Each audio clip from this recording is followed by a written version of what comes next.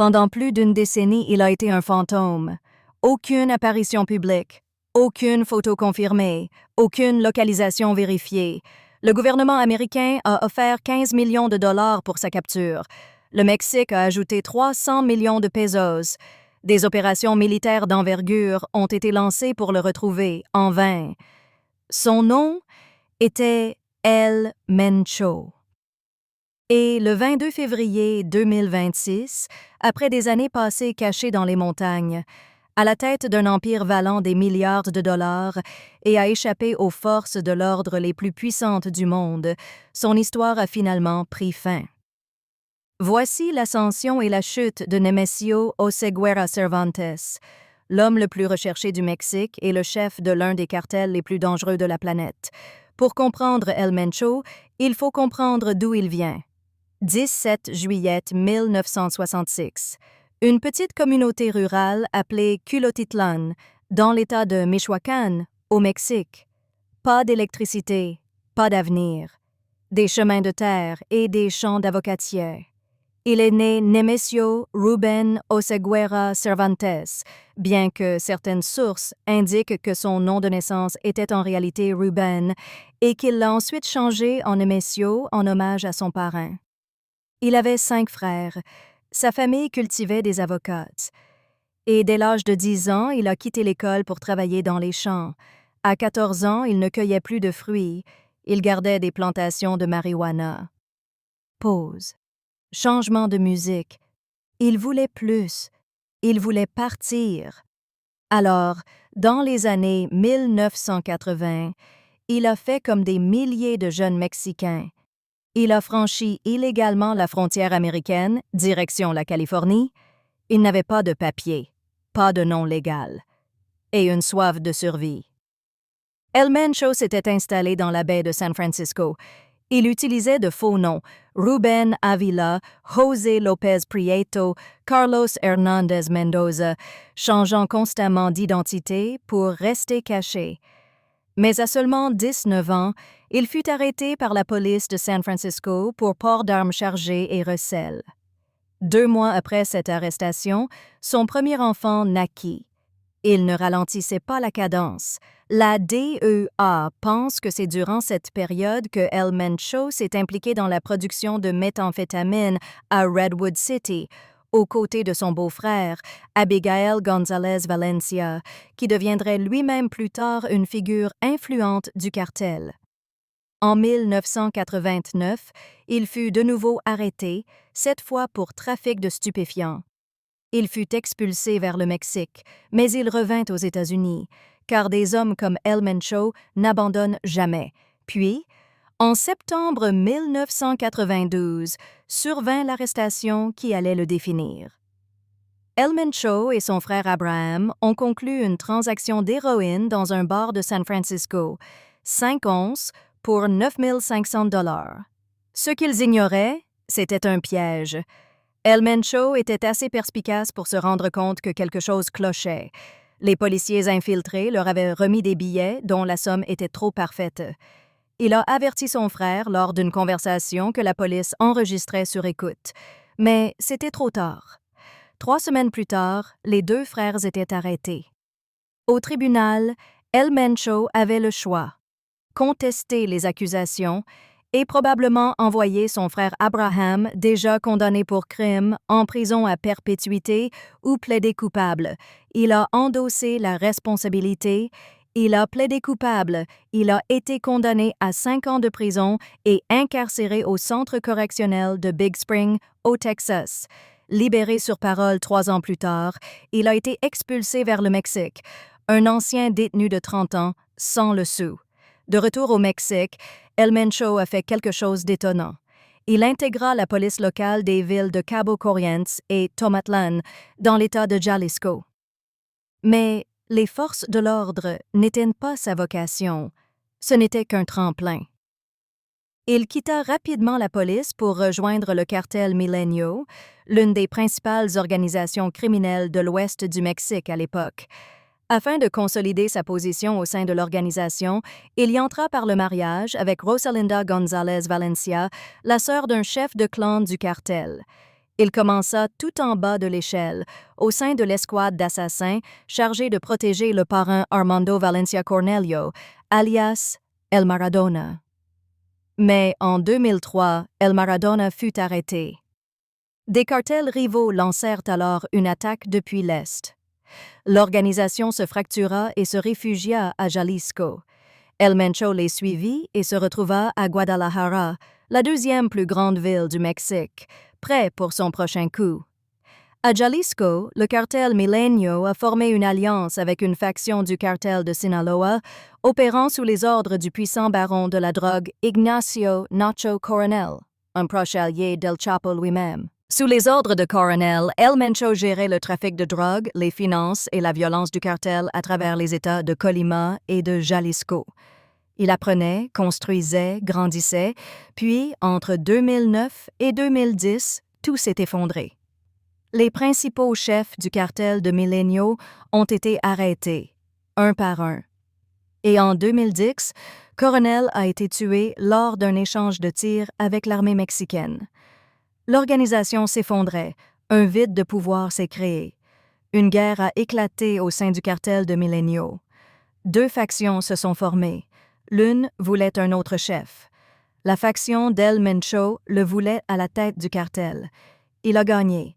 Son camp, se faisant appeler Los Mata Zetas, les tueurs Zetas, a repoussé la faction rivale, a consolidé son contrôle sur l'ouest du Mexique, puis a changé de nom, le cartel de Jalisco Nouvelle Génération, CGNG. El Mencho était désormais le chef. Ce qui distinguait El Mencho des chefs de cartel qui l'avaient précédé, ce n'était pas seulement sa cruauté, c'était sa stratégie. Il a bâti le CGNG en un empire criminel moderne, aux allures de grande entreprise.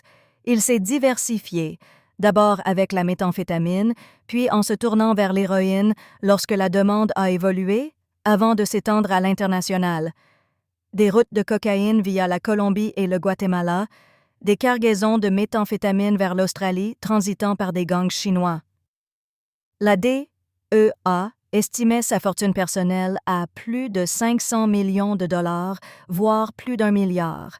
Le gouvernement américain estimait les actifs totaux du CGNG à 50 milliards de dollars. Son influence s'étendait aux États-Unis, à l'Europe, à l'Asie et à l'Afrique. Mais le pouvoir a un prix. En 2012, un renseignement anonyme a conduit la police fédérale mexicaine à un bastion du CGNG. 6 hommes armés du cartel ont été tués. Et en représailles, le CGNG a incendié 37 véhicules sur les autoroutes de Guadalajara, bloquant les routes, coupant l'arrivée des renforts de police et donnant ainsi à son chef le temps de s'échapper. Le plan a fonctionné. El Mencho a disparu. En 2015, le CGNG a fait la une des journaux internationaux en abattant un hélicoptère de l'armée mexicaine à l'aide d'un lance-roquettes, tuant 9 soldats. La même semaine, le groupe a incendié 39 bus, 11 banques et 16 stations-service dans 20 villes réparties sur 3 États. Le message était clair. Ne vous en prenez pas à El Mencho. En 2014, le tribunal de district des États-Unis a formellement inculpé El Mencho pour trafic de stupéfiants et direction d'une organisation criminelle organisée. En 2015, le Trésor américain l'a sanctionné en vertu du Kingpin Act, gelant tous ses avoirs aux États-Unis et interdisant à tout citoyen américain de faire affaire avec lui ou toute personne liée à lui. Sa prime est passée de 5 millions à 10 millions, puis à 15 millions de dollars en décembre 2024. Sous l'administration Trump, El Mencho a été officiellement désigné comme terroriste international spécialement désigné, une classification également utilisée pour les organisations terroristes internationales. Sa famille n'a pas été épargnée non plus. Son fils Ruben, alias El Menchito, a été arrêté, extradé vers les États-Unis et condamné en 2024 pour meurtre, trafic de drogue et port d'armes illégales. Sa fille Jessica Johanna a été arrêtée à Washington, D.C. et condamnée à 2 ans et demi de prison. Sa femme Rosalinda a été arrêtée pour blanchiment d'argent. Son frère Antonio, alias El Tony Montana, a été arrêté et extradé vers les États-Unis en février 2025. Un à un, son entourage s'est effondré, mais El Mencho, lui, est resté libre. Les autorités pensaient qu'El Mencho se trouvait quelque part dans les montagnes escarpées du Jalisco, du Michoacán, du Nayarit ou du Colima. Il ne s'attardait jamais trop longtemps au même endroit. Il voyageait à travers des terrains offrant de multiples voies de fuite. Il était entouré d'une double protection, un cercle intérieur composé d'anciens mercenaires et un cercle extérieur d'éclaireurs guettant le moindre mouvement suspect. Contrairement à El Chapo, qui menait grand train, organisait des fêtes fastueuses et a fini par se faire piéger par les enquêteurs, El Mencho restait discret. Pas de villa, pas de train de vie extravagant, juste survivre. En 2022, on apprenait qu'il n'avait pas été vu depuis des années. Les analystes doutaient même qu'il soit encore en vie. Des rumeurs circulaient selon lesquelles il souffrait d'une maladie rénale et aurait secrètement fait construire un hôpital dans un village isolé pour se soigner.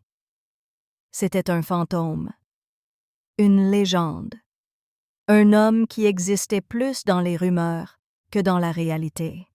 Les forces armées mexicaines ont mené une opération de sécurité à Tapalpa, dans l'État de Jalisco, une petite ville tranquille nichée dans les montagnes au sud de Guadalajara. Un échange de tirs a éclaté. Une fois les hostilités terminées, Nemesio Oseguera Cervantes El Mencho a été arrêté. Il était transféré à Mexico lorsqu'il a succombé à ses blessures. L'homme qui avait échappé à la capture pendant plus de 10 ans, l'homme qui avait jadis dirigé un cartel valant 50 milliards de dollars, l'homme que des gouvernements sur 2 continents avaient traqué pendant des années, dépensant des centaines de millions, a disparu. Long silence. La musique monte doucement. Dans les heures qui ont suivi sa mort, des véhicules en flammes ont bloqué des routes à travers les États de Jalisco, Guanajuato, Nayarit, Michoacán et Tamaulipas. Son cartel, même sans chef, a réagi par le chaos. La question n'est plus de savoir comment son histoire s'est terminée. La question est, que va-t-il se passer ensuite? Son fils est incarcéré dans une prison fédérale américaine. Ses frères sont en détention. Sa femme a été condamnée. Sa fille a purgé une peine de prison. Son plan de succession est un fiasco. Les analystes désignent son beau-fils, El Pelón, comme successeur potentiel, tout en soulignant son manque d'influence auprès des chefs du cartel.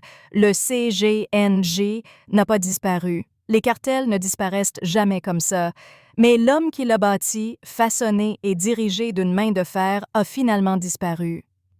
El Mencho a passé sa vie à fuir la pauvreté, la justice, son passé.